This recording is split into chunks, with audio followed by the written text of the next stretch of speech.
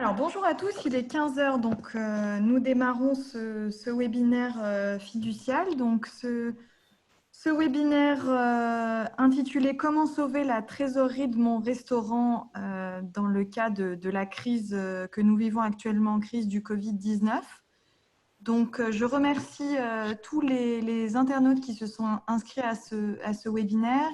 Il est prévu pour une durée de 45 minutes. L'objectif de ce webinaire est que ce soit vraiment interactif, donc vous pourrez poser vos questions tout au long de l'intervention d'Éric Luc et d'Olga Romulus. Donc pour cela, vous avez un petit onglet en bas de votre écran qui s'intitule Converser. Donc vous cliquez sur cet onglet et c'est à travers cet onglet que vous pourrez poser toutes vos questions. Voilà, donc n'hésitez pas à poser vos questions. Pour que ce soit le plus fluide possible pour vous, nous allons d'abord dérouler la présentation et nous répondrons aux différentes questions à la fin de ce webinaire. Donc, ne vous inquiétez pas si nous ne répondons pas forcément au coup par coup à chaque question. Toutes vos questions sont bien prises en compte. Par contre, nous y répondrons peut-être plus largement à la fin du webinaire. Donc, sans plus attendre, j'introduis nos deux intervenants du jour. Donc, tout d'abord, Olga Romulus, qui est expert comptable et membre de la direction des relations extérieures de Fiducial, ainsi qu'Éric Luc, également expert comptable et directeur des relations extérieures. Et je laisse la parole à Olga pour commencer ce webinaire. Je précise juste que nos intervenants ne sont pas en vidéo aujourd'hui pour que le flux soit le plus pratique pour vous possible et que vous puissiez bien suivre et la présentation et nos orateurs. Voilà, bon webinaire à vous. Bonjour à tous, merci Héloïse. On va effectivement aborder sur cette heure un sujet important qui est la trésorerie, d'autant plus important dans cette période de crise complètement inédite en fait, où aujourd'hui, plus encore qu'hier, la trésorerie est le nerf de la guerre, puisque l'objectif c'est qu'il faut tenir en fait jusqu'à la fin voilà, de cette crise que nous traversons. Alors nous allons aborder du coup ce sujet autour de 5 questions essentielles et assez pragmatiques. Tout d'abord, qu'en est-il de l'activité des restaurants?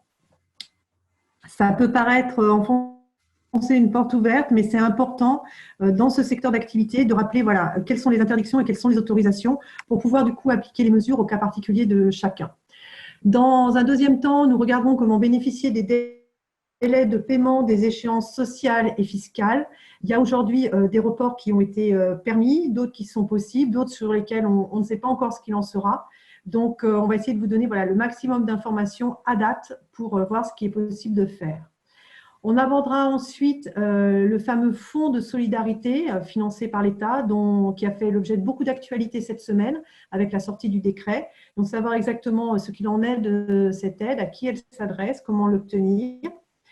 On parlera, parce que c'est toujours dans la suite de ce fonds de solidarité, ensuite, les modalités de report de loyer, de factures d'eau, de gaz et d'électricité.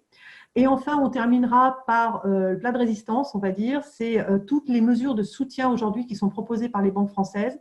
Quelles sont-elles et voilà, comment les obtenir et qui peut en avoir besoin. Alors, tout d'abord, un point sur l'activité des restaurateurs. Le 14 mars, en fait, on a eu un arrêté ministériel, complété le 15 mars, qui a prononcé purement et simplement la fermeture de tous les établissements recevant du public. Fermeture prononcée pour une période allant du 15 mars au 15 avril 2020. Une prolongation est certainement à venir, mais aujourd'hui, en tout cas, c'est les dates qui sont fixées. Dans ces établissements, dans ces fermetures d'établissements, il y a eu plusieurs catégories de distinguer, dont la fameuse catégorie N, auquel appartiennent les restaurants et les débits de boissons. Et au sein de cette catégorie N, par rapport à l'interdiction, il a été en fait établi la possibilité de maintenir des activités de vente à emporter et de livraison. Alors, cet ordre et contre-ordre a créé pas mal de flou au départ, parce que est-ce qu'il s'agissait des restaurants qui proposaient déjà cette offre qui était concernée? Est-ce que ceux qui ne la proposaient pas pouvaient la proposer après? Bon, aujourd'hui, c'est clair, elle s'adresse à tout le monde qui est en capacité de proposer cette offre, mais sous réserve, bien évidemment, d'avoir un aménagement des postes de travail qui permettent aux salariés d'exercer leur travail en toute sécurité sanitaire, donc avec une attention particulière à tous les gestes barrières et les règles de distanciation, de limiter les regroupements dans des espaces réduits, et des fois ça c'est pas évident au sein de cuisine. Et puis, si c'est possible, mais dans ce secteur d'activité c'est un peu complexe, le télétravail est à privilégier. Toujours au sein de la catégorie, je dirais, sœur de la catégorie N, j'évoquerai la catégorie M, dans laquelle il y a principalement en fait, les activités de commerce, de magasins de vente, mais il y a également les hôtels.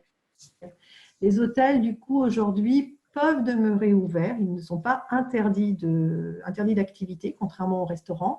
Mais les restaurants et bars des hôtels ne peuvent plus pratiquer que du room service. Ils ne peuvent pas, comme les restaurants, voilà, faire des regroupements en fait, de clients au sein de leur établissement.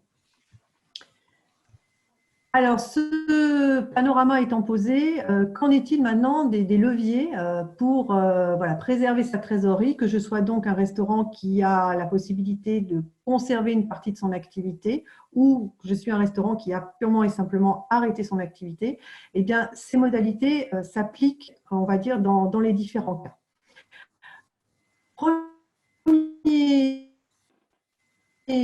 Premier volet, comment échéance sociale?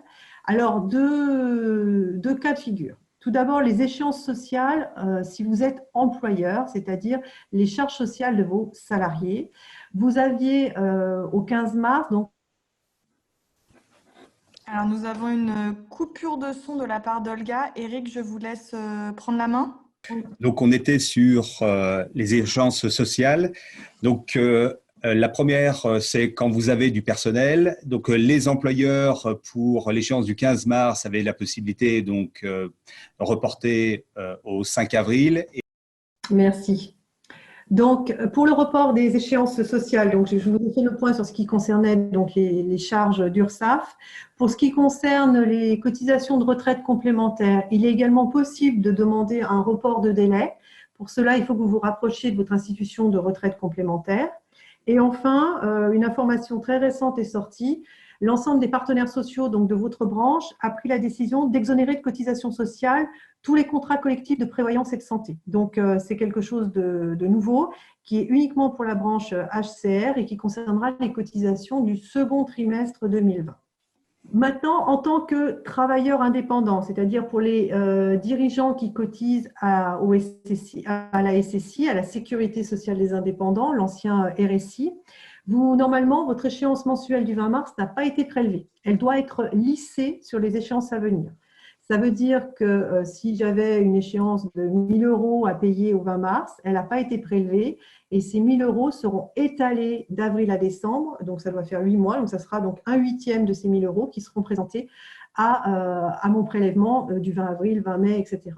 Là aussi, on peut avoir des décalages. Aujourd'hui, on n'a pas d'informations en ce sens, mais c'est le principe aujourd'hui de cette échéance qui est réétalée sur les mois à venir. En complément de cette mesure, c'est-à-dire que si malgré ce report d'échéance, vous anticipez des difficultés de paiement ou une baisse de vos revenus, rien ne vous empêche de manière préventive de demander des délais de paiement complémentaires sur votre RSI pour les échéances à venir, et ce sans retard ni pénalité. Et vous pouvez également anticiper une baisse de vos cotisations si vous anticipez une baisse de votre rémunération. Ce que j'ai évoqué là, que ce soit donc pour les charges sociales de vos salariés ou pour vos charges sociales à vous en tant qu'indépendant, il ne s'agit que de report. Hein, ce n'est pas un cadeau, ce n'est pas une diminution, sauf si vous anticipez une diminution de votre revenu et que vous faites une demande particulière. À côté de ces mesures de report, le Conseil de la protection sociale des travailleurs indépendants propose une aide financière de prise en charge en fait, de cotisation pour certains indépendants en grande difficulté. Pour ça, il faut répondre aux 3 critères d'éligibilité que vous voyez, à savoir donc avoir au moins effectué un versement de cotisation depuis son installation, être affilié au moins avant le 1er janvier 2020 et être impacté de manière alors significative par les mesures de réduction ou de suspension d'activité. Il n'y a pas de définition plus précise, ce sera une analyse au cas par cas qui sera faite. Et si vous pensez rentrer dans ces critères, vous pouvez formuler une demande via un formulaire disponible sur le site de l'URSSAF. même si c'est le CPSTI qui répond, c'est bien sur le site de l'URSSAF que vous trouverez ce formulaire. Ça, c'était le volet social. Alors, sur l'aspect fiscal maintenant. Sur l'aspect fiscal, plusieurs choses. Tout d'abord, pour ceux qui sont à l'impôt sur les sociétés, vous avez une possibilité de demander un report sans pénalité des prochains règlements de vos échéances d'impôt. Si vous avez déjà payé en fait un acompte d'impôt au mois de mars, et que vous n'avez pas anticipé, en fait, vous n'avez pas décalé et que ce paiement a été effectué, vous pouvez en demander le remboursement. Certains ont été très réactifs, ont carrément fait une opposition en fait au prélèvement. Là, c'est un peu tard, donc vous pouvez demander le remboursement auprès de votre SIE, même pour le prélèvement du 15 mars. Pour l'impôt sur le revenu, cette fois, pour les travailleurs indépendants, vous pouvez également moduler votre taux et vos acomptes de prélèvement à la source. Donc, soit si vous êtes prélevé mensuellement de votre impôt sur le revenu, vous pouvez reporter jusqu'à 3 fois en fait, votre prélèvement mensuel. Donc, aujourd'hui, je vais demander pour que soit décalé mon prélèvement. On verra, enfin, il doit être pris en compte avant le 22 du mois précédent. Donc là, ça sera pour mai, juin et juillet. Donc, il faut faire une fois pour mai, le mois suivant pour juin, le mois suivant pour juillet. Et si c'est au trimestre, eh bien, vous pouvez décaler une fois tout le trimestre. Toutes vos demandes, elles doivent être faites avant le 22 du mois pour être prises en compte sur le mois suivant. C'est pour ça qu'aujourd'hui, si vous demandez ce report, ça ne marchera pas pour le prélèvement d'avril, ça ne marchera que pour le prélèvement de mai. Vous pouvez également demander, si vous êtes mensualisé sur d'autres taxes, je pense notamment à la CFE ou à la taxe foncière, vous pouvez également demander une suspension de vos prélèvements mensuels et reporter du coup à la date de butée en fait, de cette taxe le paiement complet. Donc, ça veut dire repousser selon la taxe en juin, en octobre, ou en novembre ou en décembre le paiement de celle-ci. Pour toutes ces dispositions, je vous invite vraiment à vous rapprocher, donc à consulter le site impôts.gouv.fr puisque la DGFiP a mis pas mal d'informations et de modèles de demande en fait sur tous ces reports de taxes. Et si voilà, vous êtes en difficulté ou vous avez besoin de questions complémentaires, le service des impôts des entreprises est vraiment ouvert pour répondre à toutes vos questions et proposer des solutions face à vos difficultés. Nouveau sujet maintenant, c'est le fonds de solidarité et plus particulièrement l'aide dont on a beaucoup parlé, l'aide pour les indépendants, cette aide de 1 500 €. Alors, je vous ai dit, il y a eu beaucoup d'actualités cette semaine, donc on va remettre un peu les choses à plat là-dessus. L'idée était la suivante, la parole présidentielle était de dire il faut que les petites entreprises qui sont en difficulté face à ces fermetures administratives tiennent. Et pour les aider à tenir, on va verser finalement quelque chose qui ressemble à un complément de rémunération, à un chômage, entre guillemets, pour le chef d'entreprise. C'était les fameux 1 500 € dont on a beaucoup parlé. Alors, aujourd'hui, concrètement, qu'est-ce que c'est? On a la création d'un fonds de solidarité qui a été donc mis en place par le décret du 30 mars. Vous voyez, c'est tout récent, c'était lundi. Ce décret du 30 mars, il prévoit donc cette aide rapide de 1 500 € pour le mois de mars pour l'instant. Peut-être y en aura-t-il une autre au mois d'avril. Pour l'instant, on ne sait pas, c'est que pour le mois de mars. Dans ce décret, il définit les entreprises éligibles, parce qu'au départ, on a parlé de petites entreprises sans bien savoir de quoi on parlait. Alors, c'est qui ces entreprises? C'est d'abord les entreprises qui sont affectées par cet arrêt d'activité, donc soit parce que le point de vente est fermé, c'est en lié à l'interdiction pure et simple d'arrêt d'activité, soit le point de vente continue à fonctionner, mais pas dans les conditions optimum, puisque le chiffre d'affaires qu'il va faire au mois de mars est en baisse significative par rapport au chiffre d'affaires qu'il avait fait à la même époque au mois de mars 2019. Cette baisse significative, à l'heure où je vous parle, elle est de 70%. Mais sur ma présentation, je l'ai corrigé à 50% puisqu'on attend un décret d'ici la fin de la semaine, donc il reste 24 heures à peu près, qui devrait passer cette diminution d'activité, ce maintien d'activité, de 70 à 50%. C'est-à-dire avant, il fallait que votre activité ait diminué de 30% pour être éligible. Maintenant, si elle a diminué de 50%, vous serez éligible. Il faut également donc, que ces entreprises répondent cumulativement aux critères suivants.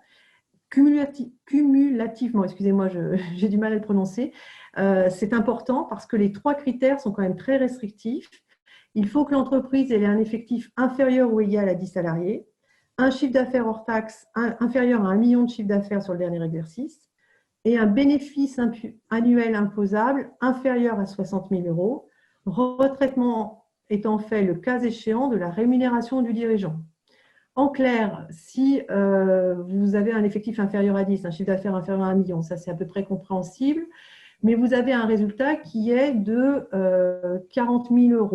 Vous dites, bah, c'est bon, je suis en dessous de la barre. Attention, si vous êtes rémunéré et que ce 40 000 € tient compte de votre rémunération qui est de 30 000 €, on va dire, votre bénéfice qui va être retenu comme calcul, c'est 40 plus 30, 70 000. Donc, vous ne seriez pas éligible au fonds de solidarité. Donc, ces 3 critères sont quand même très restrictifs et il faut bien répondre positivement aux 3 pour pouvoir être éligible au fonds de solidarité et donc à l'aide rapide de 1 500 €. Olga, il y a une petite question sur ce point.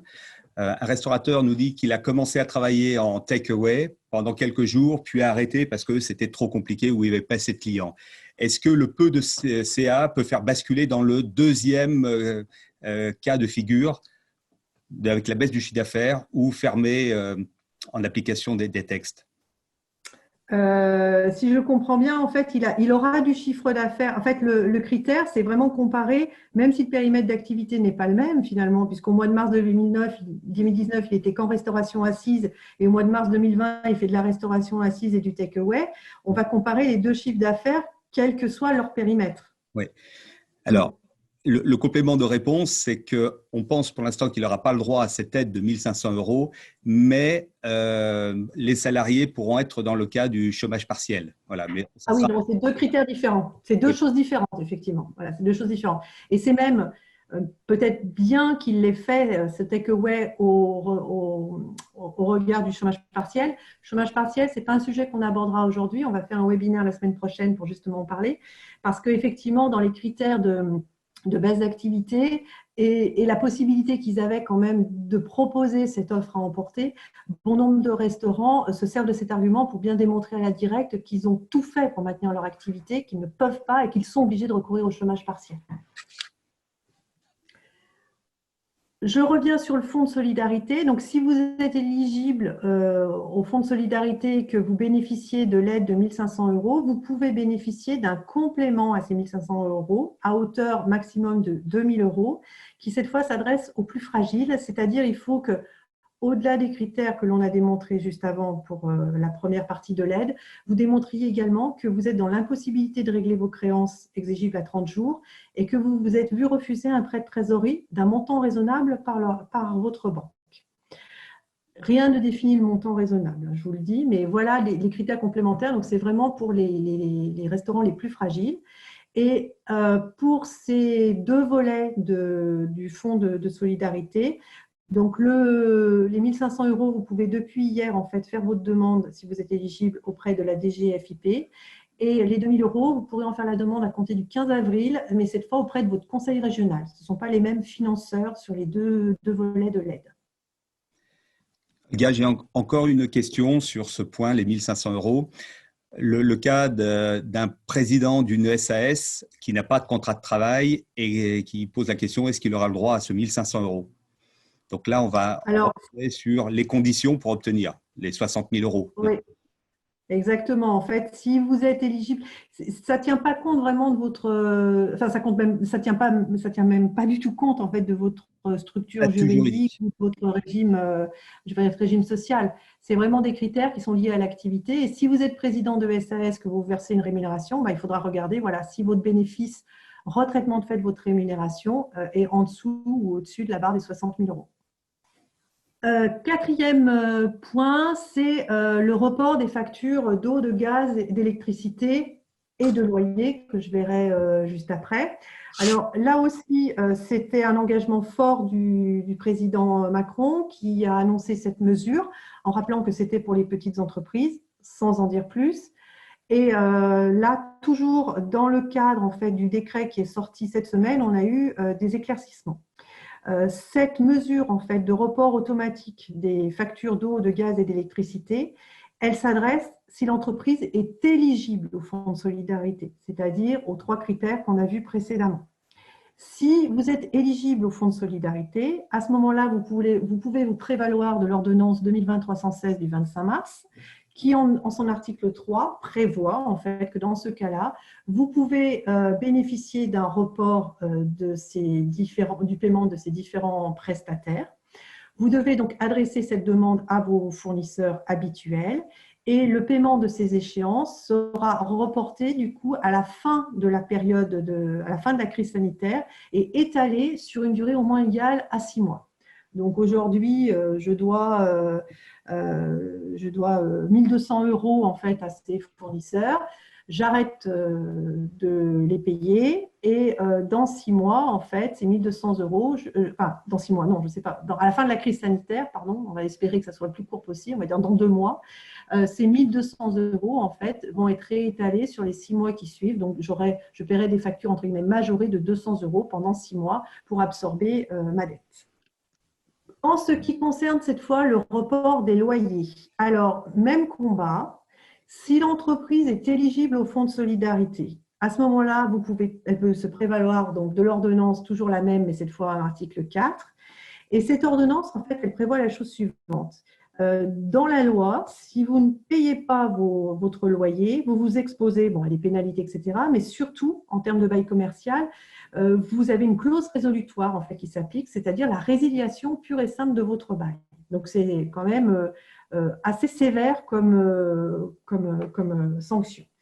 Dans le cadre de cette ordonnance, on arrête ce principe. Il n'y aura pas la clause résolutoire qui sera activée, donc vous ne perdez pas votre droit au bail, mais vous devez quand même donc, faire une demande formelle au bailleur en lettre recommandée avec accusé de réception, lui expliquant que compte tenu de votre éligibilité au fonds de solidarité et de l'ordonnance en cause, vous pouvez prétendre à un report pur et simple de votre loyer pendant la période de crise sanitaire.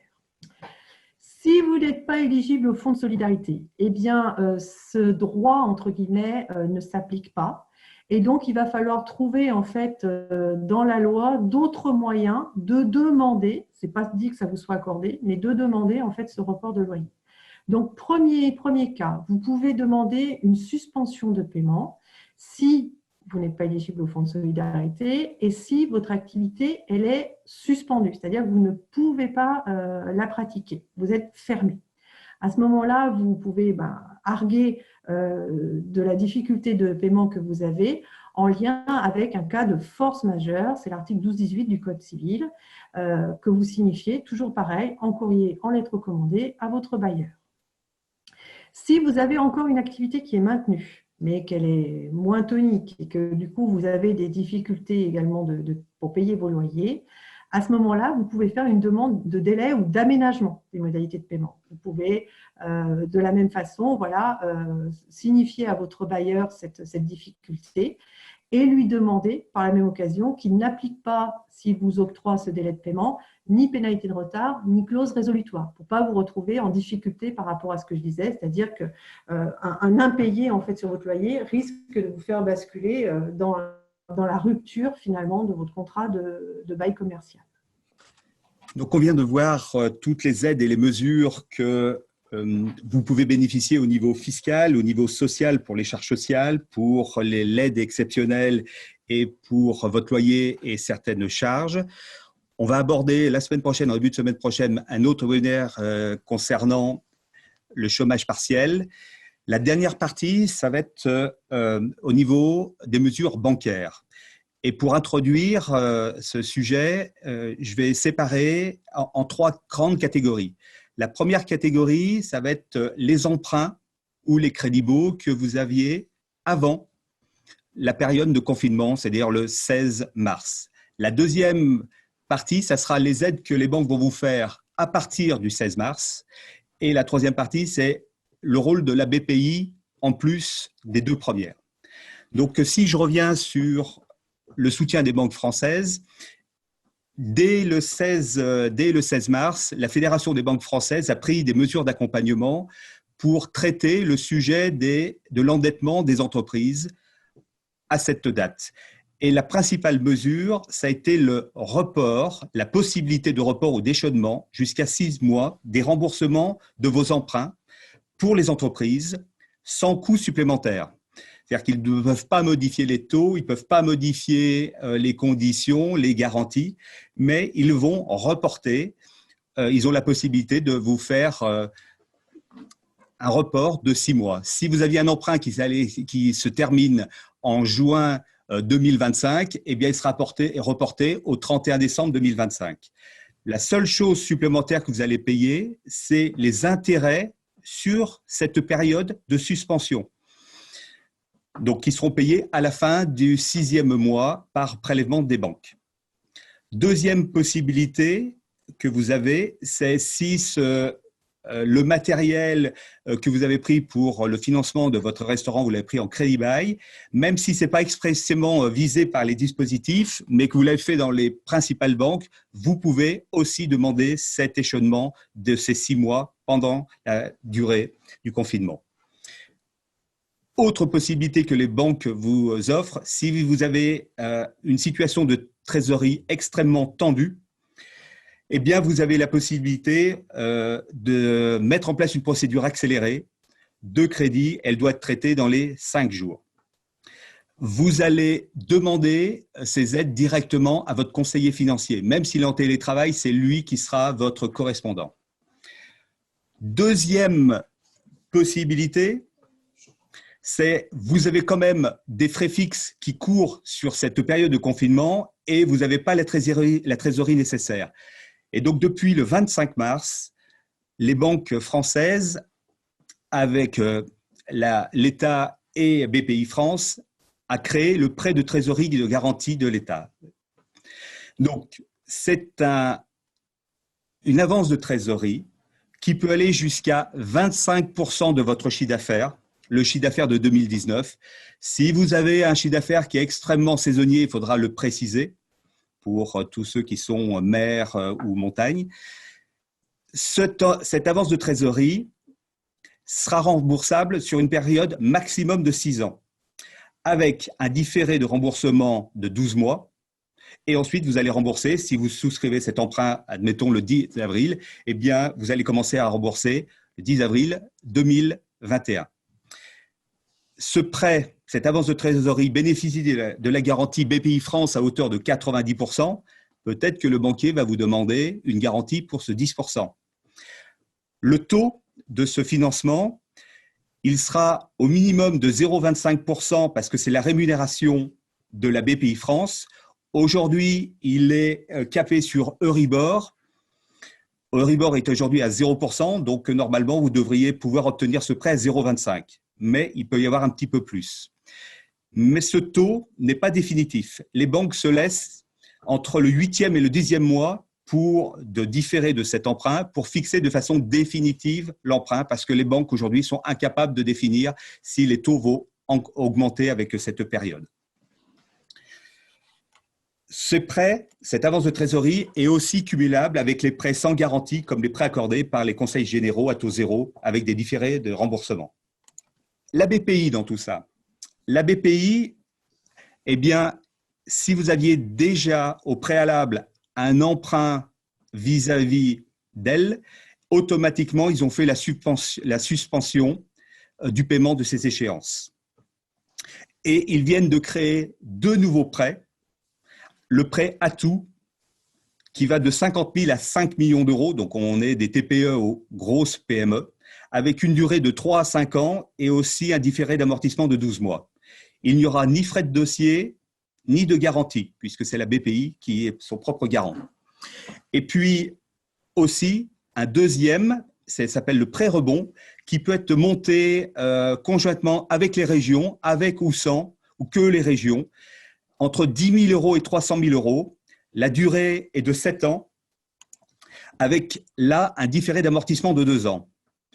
Il peut y avoir d'autres conditions spécifiques avec les régions ou les grandes métropoles. Je vous laisse passer sur… La dernière chose, c'est qui est garant. Et là, on est dans l'annonce du gouvernement des 300 milliards. En fait, l'État ne va pas demander à la BPI de prêter 300 milliards, mais de garant de 300 milliards. Donc, la BPI va monter jusqu'à hauteur de 90% des garanties. Donc, sur tous les prêts antérieurs accordés par les banques privées, pour des prêts de 3 à 7 ans ou pour des découvertes confirmées pour une période de 12 à 18 mois par la banque principale de l'entreprise. Et là, je le redis, mais la BPI propose un dispositif exceptionnel de garantie pour tous les prêts de trésorerie. Les régions qui se sont réveillées après peuvent également intervenir en garantie auprès des banques conjointement avec la BPI France. Excuse-moi, Eric, un tout petit flashback par rapport à la présentation sur le prêt à tout. Là, j'ai une question. Est-ce qu'on a une idée aujourd'hui du taux pour lequel le prêt à tout, auquel le prêt à tout serait consenti? Alors, je ne suis pas sûr qu'aujourd'hui, la BPI France ait monté un dossier. Et en ayant une connaissance à la BPI de l'agence de Lyon, simplement, je ne le connais pas aujourd'hui et ils n'ont pas communiqué dessus. Ils n'ont pas communiqué. D'accord. Une autre question qui était en lien entre le premier volet, enfin l'aspect de juste avant qu'on change en fait de speaker, c'est on me pose la question sur les loyers différés. Est-ce qu'ils seront échelonnés sur 6 mois comme les factures d'eau, de gaz et électricité? À ma connaissance, en fait, les loyers, il n'y a pas de règle en fait sur le différé de loyer. C'est-à-dire autant pour le différé au niveau du paiement des factures d'eau, de gaz, d'électricité, c'est prévu que ça soit décalé à la fin de la période sanitaire, étalé sur 6 mois. Ça, c'est l'ordonnance, c'est prévu comme tel. Par contre, pour les loyers, c'est pas spécifié. Donc, ça laisse à penser que ça sera du gré à gré. Je ne sais pas ce que tu en penses, Eric. Ah oui, je suis entièrement d'accord. Oui. Parce que c'est des recommandations et ensuite chaque grand bailleur va regarder comment il le fait avec le plan de trésorerie qui a été proposé et savoir s'il étale ça sur la fin de l'année ou sur une période un peu plus longue. Alors, en conclusion, avant de passer aux questions, on voulait vous reteniez ceci en fait. L'idée, comme on vous l'a dit en préambule, c'est de tenir pour préparer la reprise. Donc, voilà, quelques points à avoir et à checker par rapport à la gestion de la trésorerie de votre restaurant. Donc, le choix de maintenir ou non une partie de son activité, on l'a vu au travers d'une question qui a été posée, est un vrai choix stratégique en fait, parce que ça peut vous permettre d'être en dessous ou au-dessus en fait de certains seuils d'aide. L'anticipation du décalage du paiement de vos charges sociales et fiscales est à prendre en compte rapidement. Si vous avez loupé notamment l'échéance du 15 mars parce que tout s'est précipité en même temps, là, on est dans les délais pour prévoir cet oxygène supplémentaire pour votre trésorerie. Vos conditions d'éligibilité au fonds de solidarité, donc c'était le volet qu'on a développé sur la prime pouvant aller jusqu'à 3 500 €, mais vous l'avez vu, elle a des conséquences en fait sur d'autres choses. Il faut vraiment en vérifier si vous êtes dans les critères ou pas. Continuez à payer vos fournisseurs courants parce que c'est eux que vous allez retrouver dans quelques mois et il faudra à nouveau se serrer les coudes pour travailler ensemble. Donc, on est un peu tous dans la même galère à vos fournisseurs et vous, on est tous dans la même galère à ce niveau-là. Donc, il faut essayer de continuer du mieux possible avec les partenaires courants de son activité. Pour le loyer, alors, selon le cas, vous avez compris que vous êtes éligible ou non au fonds de solidarité, vous n'avez pas les mêmes arguments, mais dans tous les cas, vous pouvez en demander le report de paiement avec les différents cas de figure qu'on a envisagés. Aujourd'hui, la souscription d'un crédit de trésorerie, que ce soit par le prêt à tout ou rebond qu'on a évoqué, mais surtout par le PGE, ce prêt garanti par l'État, est un vrai plus auquel il faut penser. Alors, c'est pas la corne d'abondance où il faut se précipiter dessus. Il faut que ça soit aussi correspond à vos besoins. Donc, je vous invite à faire un prévisionnel quel que soit ce que les banques vous demandent, mais pour vous, faire un prévisionnel à 12 mois pour voir quels sont vraiment vos besoins en termes de trésorerie et surtout l'après, c'est-à-dire comment vous allez le rembourser pour vous assurer que vous ne vous mettez pas dans une ornière avec ce financement. Et enfin, mais on le traitera la semaine prochaine, le 7 avril exactement, on aura des conseils à vous apporter sur le chômage partiel de vos salariés. Si vous êtes contraint à passer à cette solution, à quoi faut-il penser, quel en est le coût, quels en sont les risques. Il y a pas mal de choses aussi, et pas mal de cas de figure qui peuvent être envisagés dans cette mise en place de chômage partiel.